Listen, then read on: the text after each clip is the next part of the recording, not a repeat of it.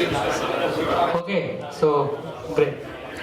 Hello everyone. So I'm Suresh Gupta, working as a software developer in Digya. I mostly deal with the API development, API management, and I also work in the different DevOps technology, cloud technology. So this was another interesting topic. Since I know I'm involved into the API development, so this was the another advanced people go for they try to find out what's a better way to design APIs. So before I was in some of the meetups, I spoke on the gRPC technology. So does anybody know gRPC? Yeah, so gRPC is also another technology where the APIs are now moving towards in the in gRPC technology. So the another one is which APIs are getting modified is with GraphQL. So how many of you have used already GraphQL? Well, quite many. Okay, cool. So the agenda of this presentation is give introduction. This is not bit advanced in GraphQL. So you will those who haven't started using GraphQL or those who don't know GraphQL. So this presentation will give you enough idea about GraphQL, why it should be used, and why how it is different than REST, how it is solving the different problem which comes in during REST API development. So let's see. Let's move to the next slide. GraphQL is query language for API. So there is very popular misconception, when people read about GraphQL, they think it's database technology.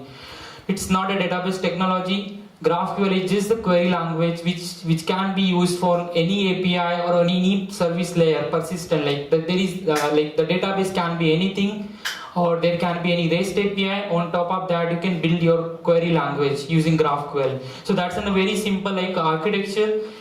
We have this Express GraphQL server, and then which is behind the data, which is built on the top of data store, and then this is it can be UI or any tool. The GraphQL is one of testing or development tool.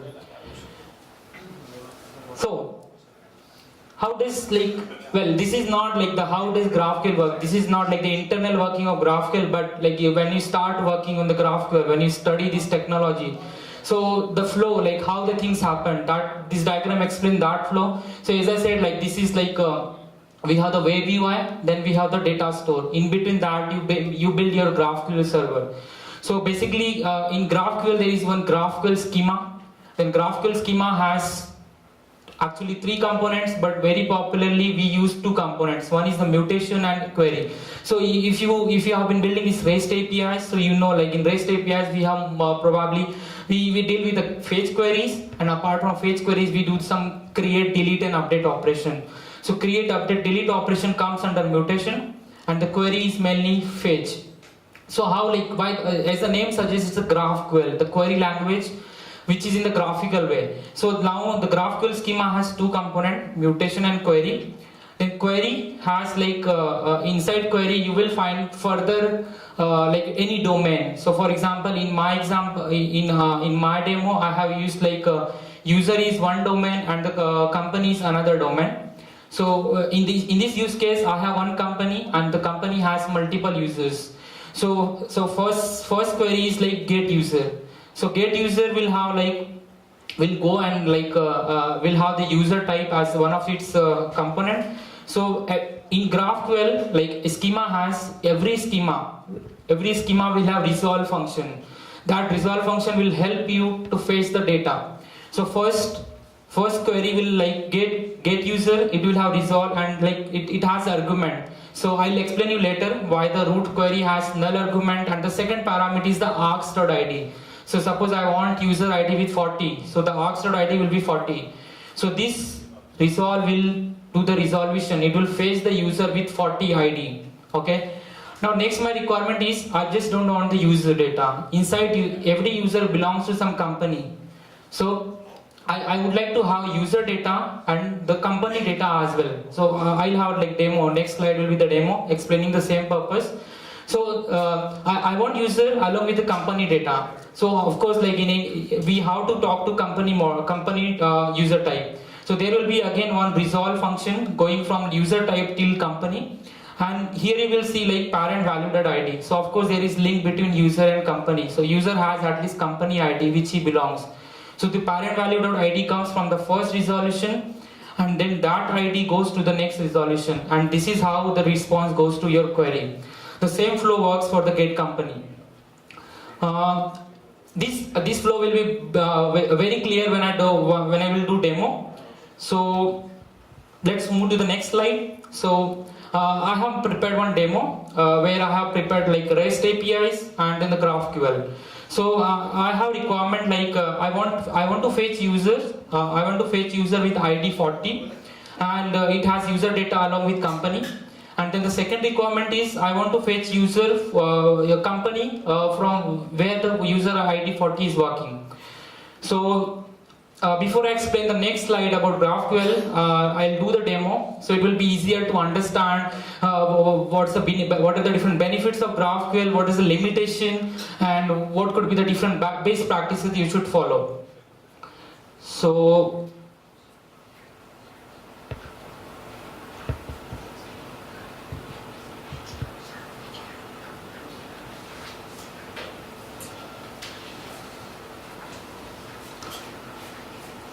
okay, so before I start, I'll explain some few components. So in my demo, I have already one JSON server, so which is returning users and companies. So I'll show how the data looks. So you can assume like this is one REST API, or it can be like some database service call. So in my case, I have used like one JSON REST API call. So this is how like the different users are returned, and then I have one more, companies. So this returns all the companies. Now my requirement is, as I explained in the slide, I have to get users with 40 and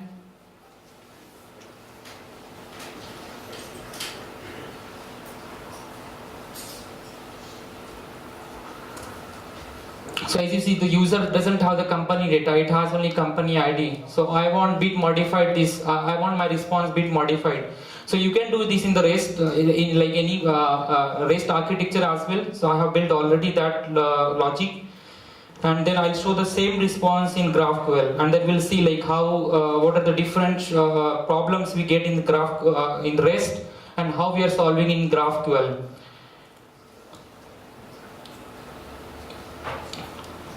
So this is how it's like this is working. This is built in the Node.js using fetch. So I'm getting the response like users, and then I'm getting for 40 ID I'm getting the user data. Okay, and let's do one more thing. So now the front end, like I have requirement that I don't want these fields. I just want user 40 and which company he belongs. So for me, like it's extra field. I don't want this. So like I have then one more API developed, which is just returning me this company data. Now let's go and see quickly this the development which is done in Node.js, how it is working. So first contacts, when I'm hitting users with user ID, you see like I'm doing two network call. I'm hitting my like backend twice. The first is this one, and then when I'm getting this user data, then I'm making again one more call. So you see like this is happening. I'm doing this twice network call, and I'm doing this. I'm getting the data and I'm displaying. Now what I'll do, I'll demo GraphQL as well, and I'll show you how it is different in GraphQL. So I have GraphQL client, which is running on 4000 port, and this is GraphQL. Every GraphQL has like this inbuilt. This is similar to your Postman when you use the REST API development. So we have like client tools to test your APIs.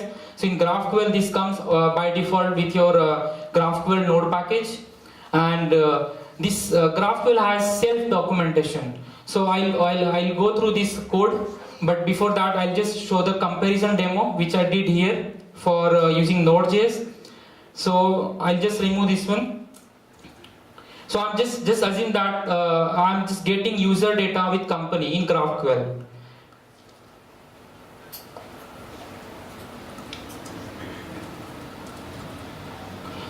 So as I said, the GraphQL has automatic self-documentation, so you can refer all the data from here. So it's get user.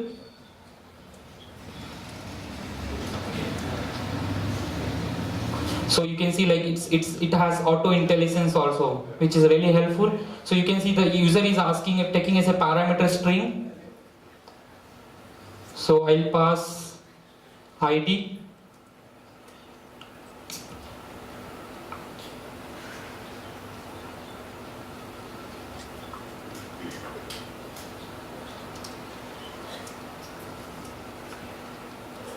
Then inside user, what data, different data it's returning is first name.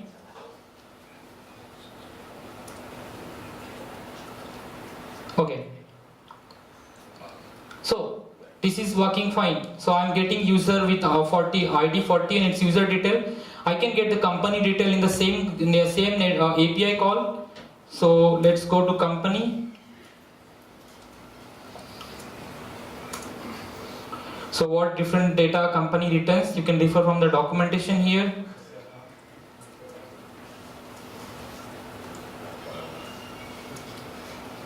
Okay, that's this enough. So in GraphQL, I didn't require to make multiple endpoint, which I did for REST. So in GraphQL, single endpoint is enough to give all the data. And how it is working, because of the graphical way I have, the data, the different schemas are connected to each other. So as I explained in this previous diagram, so first get user is calling this, get user is getting resolved based on the user ID. Then from the response which get user is returning, from that I'm getting the company ID. And that company ID I'm passing to the next resolve, and that is helping me to the get company. And then they both are like I'm combining them, and the response is going back. So I'll show you this quickly. Like we saw like how this GraphQL is like we can run the query and we can get the response. How internally the code is written for that. So as I said, in the root we have GraphQL schema, so which is here. You can see GraphQL schema has two components, mutation and query. So mutation and query. Let's expand query. So inside query, if we go, you will see two components. There are two two schema defined. So inside if you match this query, root query, so you will find there are two fields. One is user and the another one is company, like here. And then you see like this is referring to again one more type, and whatever arguments I'm passing. So here args has ID string, which you can see here args is ID, and there is a resolve.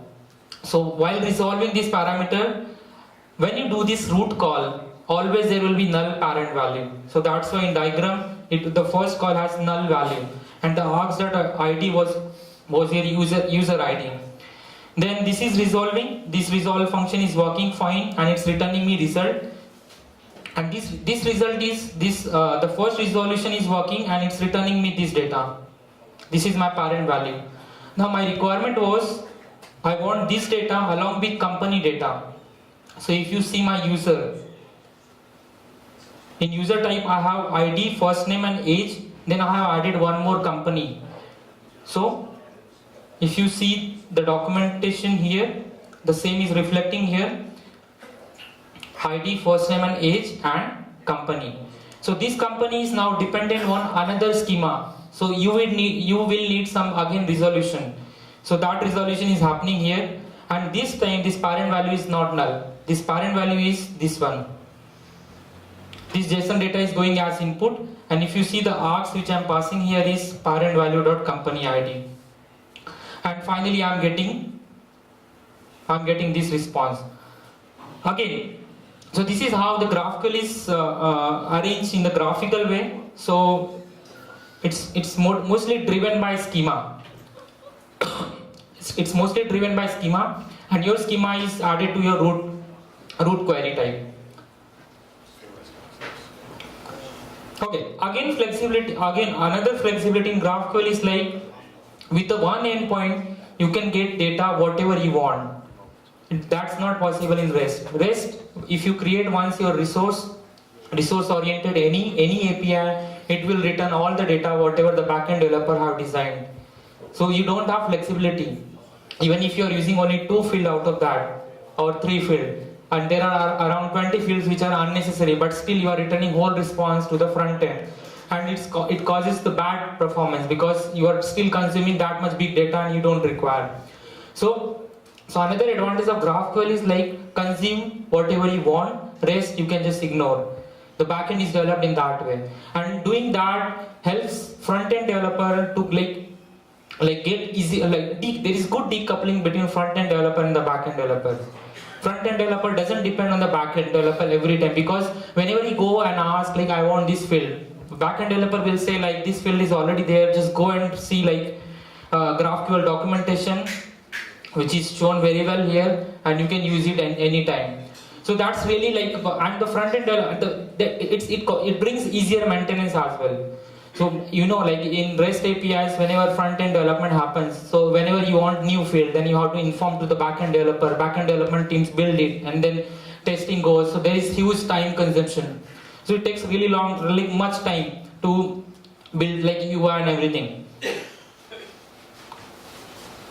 So similar to this was just git operation. Now we can see like some mutation also. This lets you do some add operation, delete operation, and update operation also. So I have already query here, so I can show. So mutation is exactly same like I wrote this query, get user. So you have to refer to the documentation here. So I have written add user. I mean, like this is the outer field name, you can give anything. The most important is this query. So add user, then you have different fields, just mention those fields. Okay.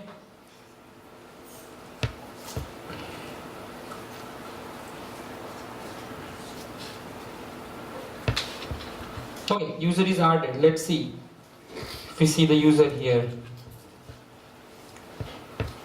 Yeah, this is the one which we added now. Yeah, the ID is matching exactly. Yeah. So similarly, you can perform update operation and delete operation from GraphQL using mutation. So one thing I can show, like when you run this query, you might be wondering like how it happens, like what is happening behind the scene, because in resource REST architecture it's quite easy. You see the verbs, you see the JSON data going to the backend, you know the headers and everything. It's happening here also. So if you go and inspect this network,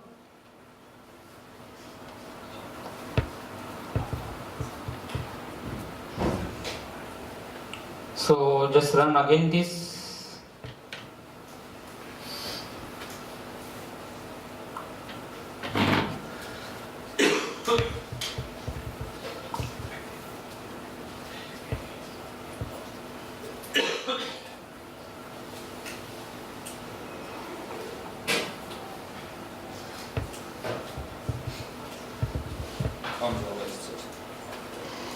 First disk.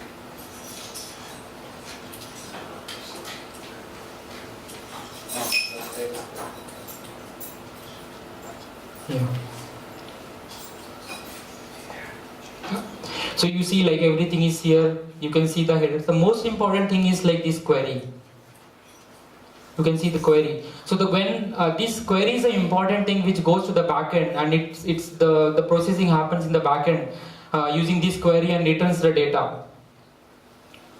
And apart from that, there is headers also. So if you want to implement any kind of authentication or anything, you can easily send your headers from the front end, and like all other stuff for authentication and authorization and everything that remains same in GraphQL as well.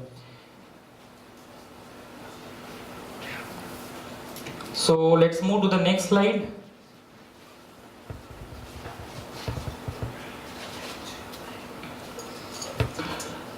Okay, so we saw like very quick demo about this GraphQL, how it is different than REST architecture, and you can just fetch the data what you want, and you can ignore like you can you like it's not like you get all the data like in REST architecture we get. So it's you get only 10 fields, 5 fields, whatever we mentioned.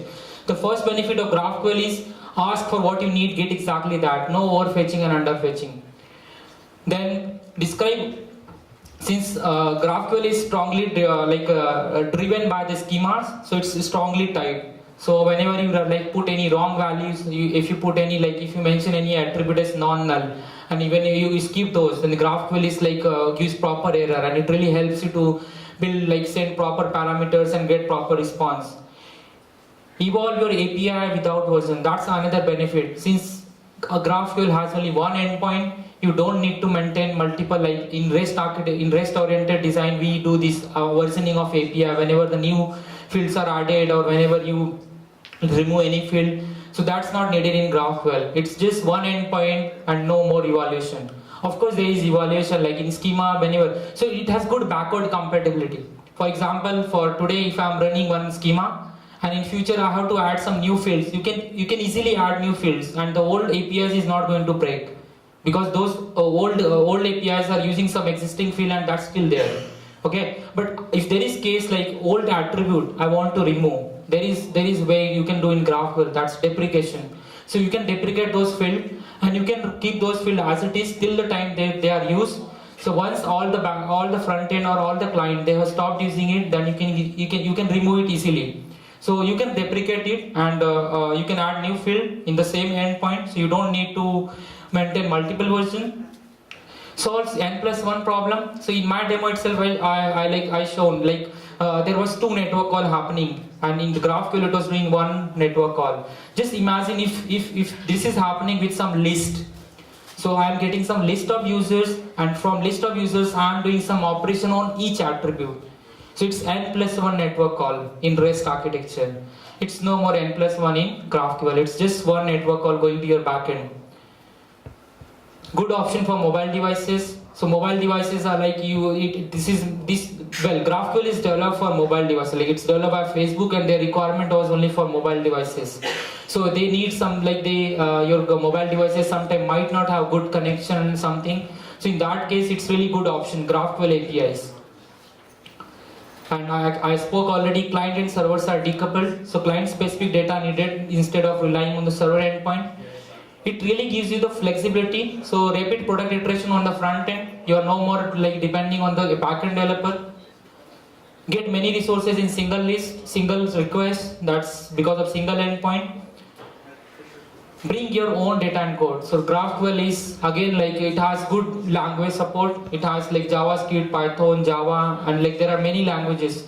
So you can write your GraphQL very well in most of the language, popular language. Again, it's not really good language, so there are some limitations for GraphQL as well. It's graphical, like the data are arranged. When you study any use case, you find the domain, parent domain, then you find the child domain, and then you find the connection between them. So it's good up to some limit. But if the client is, if your front end like UI is requesting too many nested fields, then that's going to create problem. There will be performance issue. So make sure when you're not calling so many nested field in your requirement. Hide implementation details. Yeah, this is single endpoint. This is working via single endpoint. That's cool. But make sure when from backend side when you're developing the APIs, don't expose too many fields. Especially those fields which belongs to some implementation detail. They explain some underlying details of your backend technology or something. Don't expose them. GraphQL rate limiting, as I said, like it might due to some excessive call, your system might get slow. So there is like a requirement, it's good practice as well. So you always do some rate limiting in your GraphQL query call. So you always put some pagination kind of stuff, or you just put some limits. In this much time you can call only this many times this API, or you can get the data. GraphQL caching. So this is again like a big. It's not that much easy like we have in the REST architecture. So it's in REST architecture, like there are very specific endpoints. For example, I'm getting user ID 40, data for users user ID 40. It's easy to cache against that endpoint because it's unique.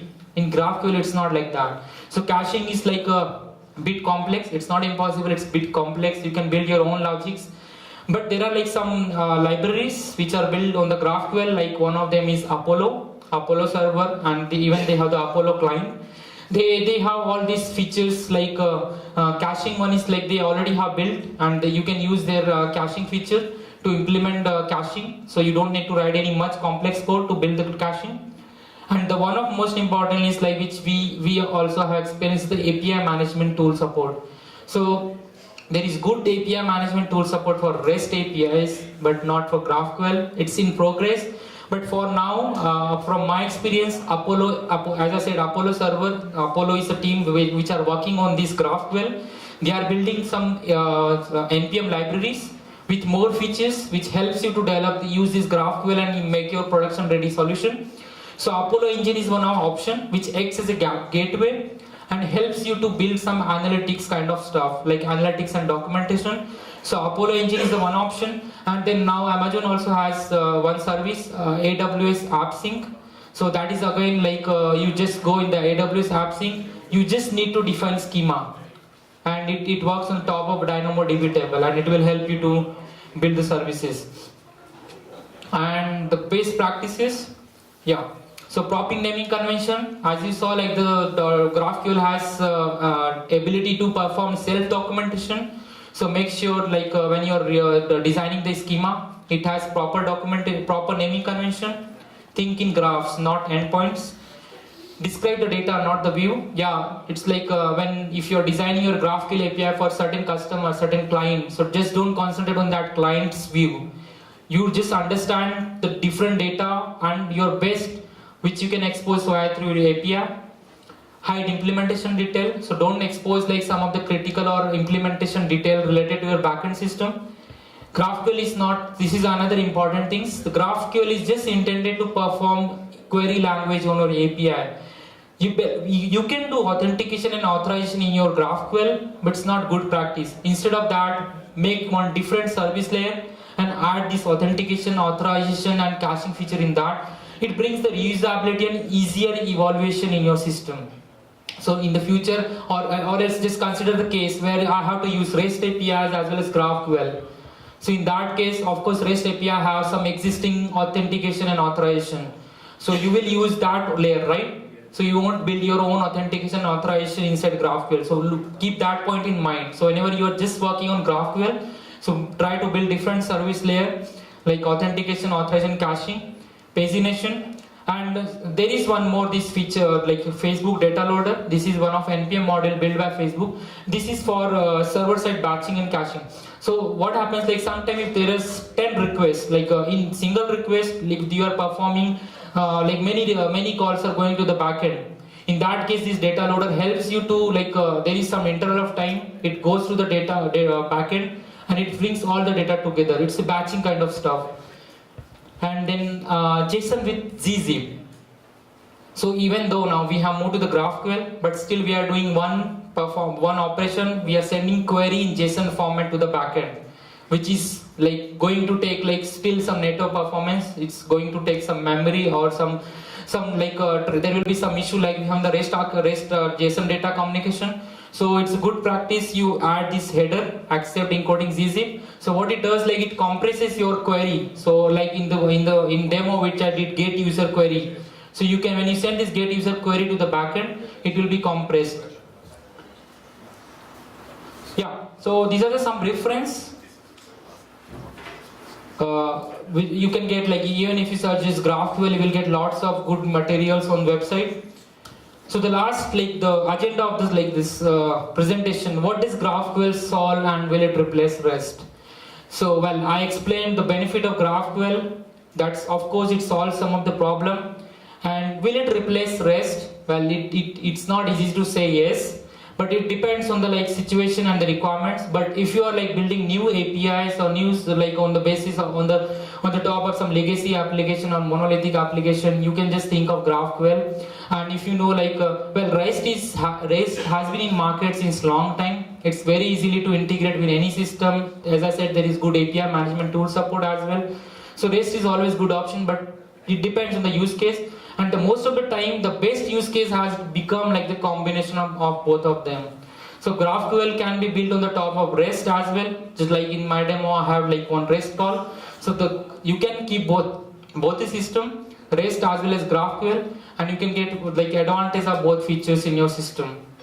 So that's like it's not easy to say yes, GraphQL is always good. No, it depends on the requirement and use case. Yeah. So that's all. So and I can just show briefly.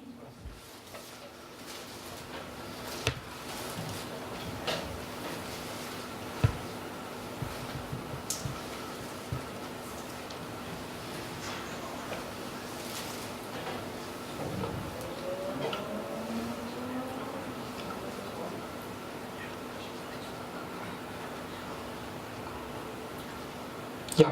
So this is the GraphQL official website. You can find out all different server libraries which are right now can be used for your making solution.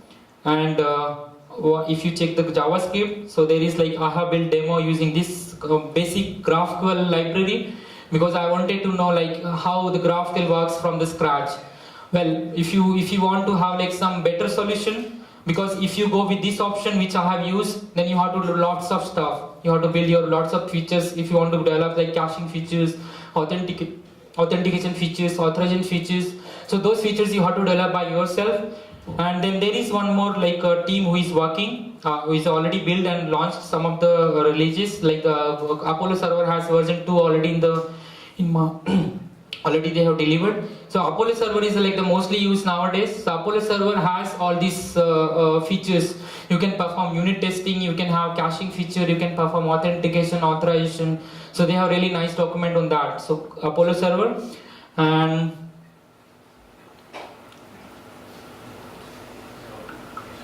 you could see the client library also. So GraphQL, mostly like nowadays GraphQL is mostly Apollo client is a very famous for front-end developers. I haven't used it, but Apollo client is like helps you to develop front ends which can send the queries to your backend.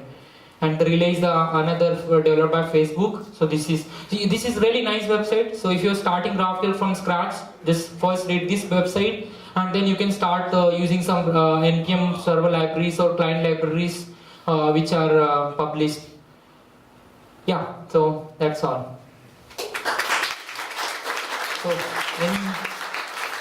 any questions? Yeah, any questions? I have a microphone here.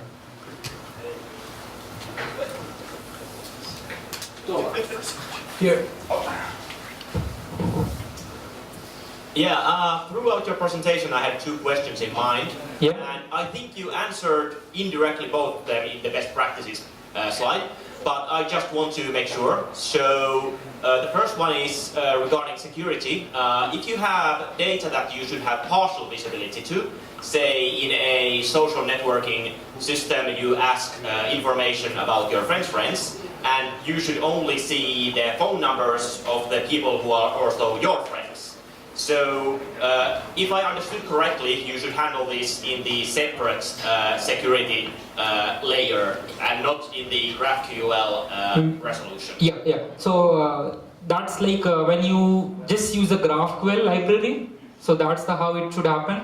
But now if nobody actually uses the GraphQL only because it requires lots of effort and lots of coding, the partial visibility which you're telling is possible if you use the Apollo server. So they have added some annotation at the field level. So annotation level securities are implemented. Based on that, like it has partial visibility. So certain users can't see that field, and some user can see that field. Okay, awesome. The other one was, you mentioned the N+1 problem. So I can see how GraphQL can solve the N+1 problem from the client to server. But how about batching database queries behind GraphQL? So can you aggregate those? You had the company and the user example. So do you fetch the users from the database one by one, or can you aggregate them into one, select everything from the database query?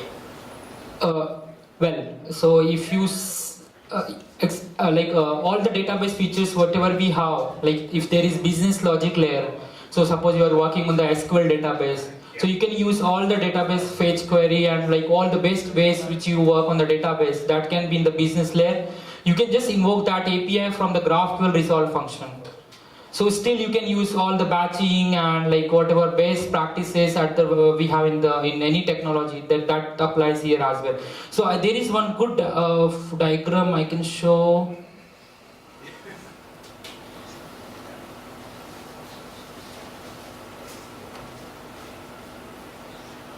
Yeah. So GraphQL says like if you are saying like your database wants to perform some batching and get data all together. So yeah, that remains as it is. GraphQL just invoke the like main query or main method and it will return the result to you. Okay, thanks. This answers everything. I had one question in mind also. You built your example on top of REST API. Yeah. It looked like every time someone requests something like some user details and some company details, it will actually call the REST API and get all user details and all company details and then ditch all the stuff you didn't need. Not all the details. Whatever field you are mentioning here, that only goes to the backend. Goes to the front end. Yeah, but in the backend. That was something I just wanted to ask. It is getting ditched in the. It actually backend fetches those fields, also other fields from the company, and then just returns those that front end needs.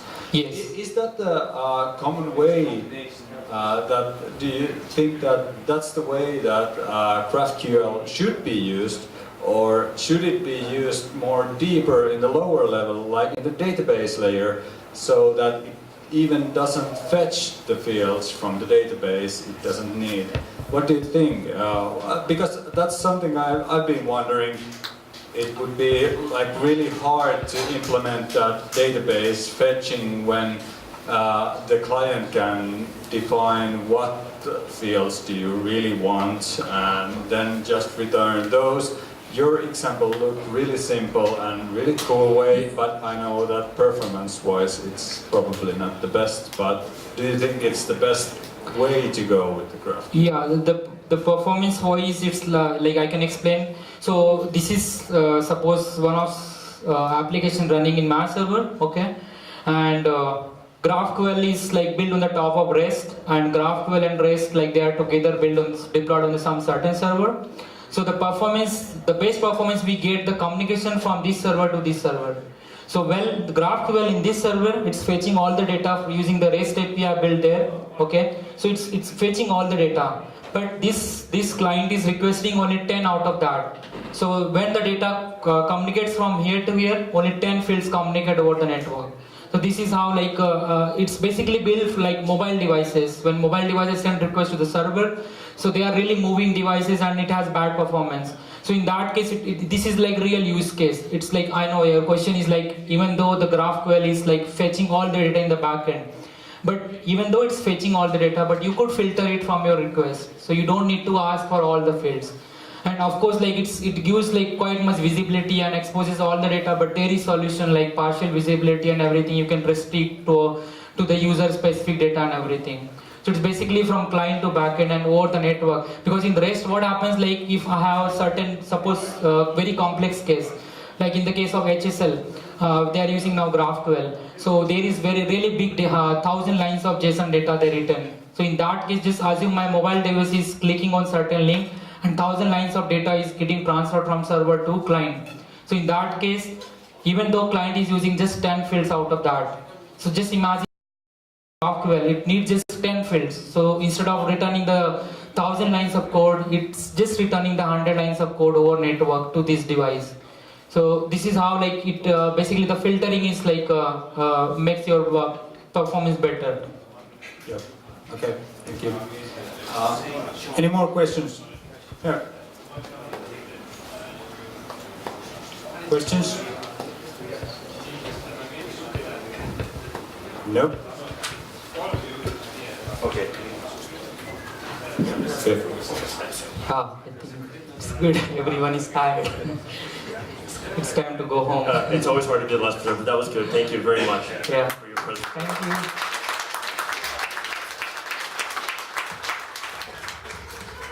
you. And if you had known beforehand that you were going to get this awesome